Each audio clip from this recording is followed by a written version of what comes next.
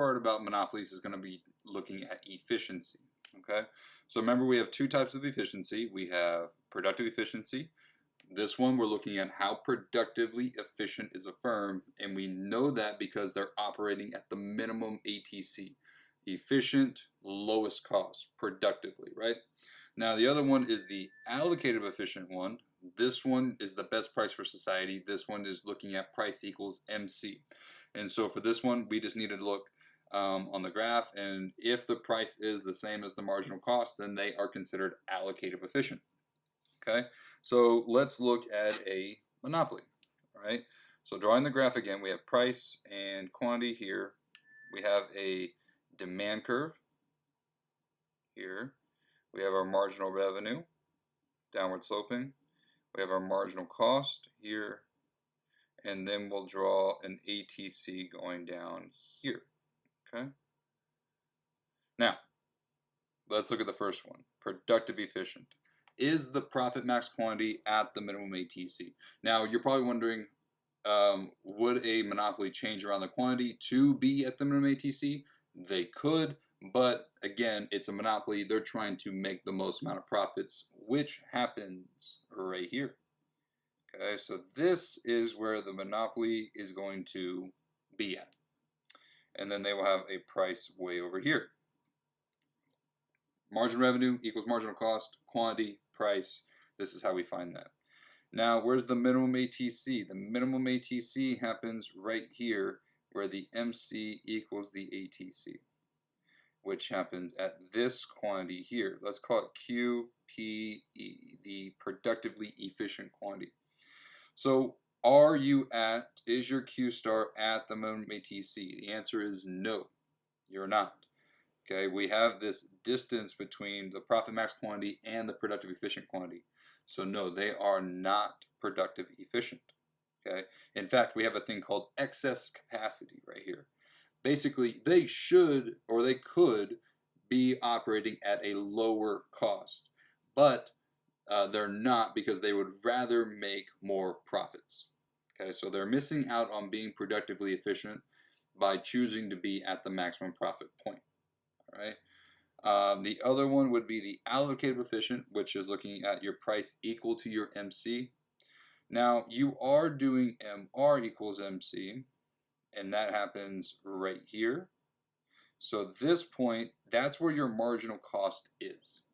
And as you can see here, your price is way up there, your marginal cost is way down here. So because your price is greater than your marginal cost, they are not allocative efficient either. Okay? Price is greater than marginal cost. The marginal benefit to society is greater than the marginal cost to society. So in effect, we should produce more, but again, because the monopoly is focused on profits, they're not going to produce the allocative efficient quantity. Thus, consumers do not benefit from monopoly because it will sell a lower quantity at a higher price than we would have in the case of a perfectly competitive market. In fact, if a monopoly were to be allocative efficient, it would look something like this. Okay? So we would have our demand curve, and then we would have our marginal cost right here. We would have our marginal revenue that looks like this, and they would choose a point right here. So that point on the demand curve at this quantity, this is the point where you have your marginal cost equal to your price. Okay, but again, a monopoly is going to be over here where the MR equals MC. Okay, so when I ask you where's the profit max price, right, that one happens where the MR equals MC. For the allocative efficient price or the competitive price,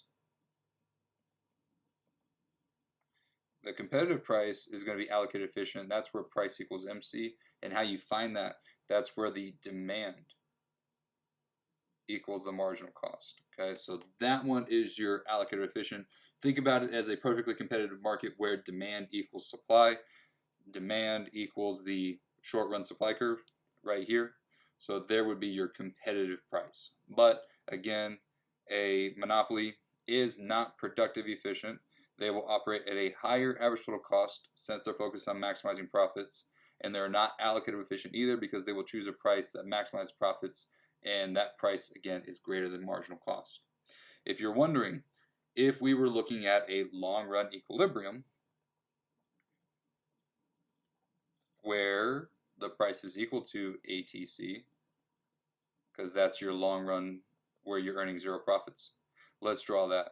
Okay, so we have price, we have quantity, we have our demand, we have our MR, we have our MC, okay, and then we're going to have our ATC going to be equal to price. To find that one's going to be a little difficult, but we'll do it. We'll do MR equals MC, find the quantity, and then we'll find the price here. Now the ATC still has to come down, but it's got to intersect at that point and then go through the minimum at the ATC. Okay, so this right here, this one is your long run equilibrium in the sense that you are having zero profits because your price is equal to ATC. So let's reevaluate. Are we productive efficient? The answer is no. This right here, that's your minimum ATC. And you're way over here. So not productive efficient. And again, your marginal cost is still down here. So you're not allocative efficient either. Even in the long run, or where you're earning zero profits, a monopoly is still not productive efficient because we have this excess capacity, and also they're not allocative efficient either because their price is greater than the marginal cost. Now, the next thing moving forward would be looking at the next market structure, which is monopolistic competition and oligopolies. Okay?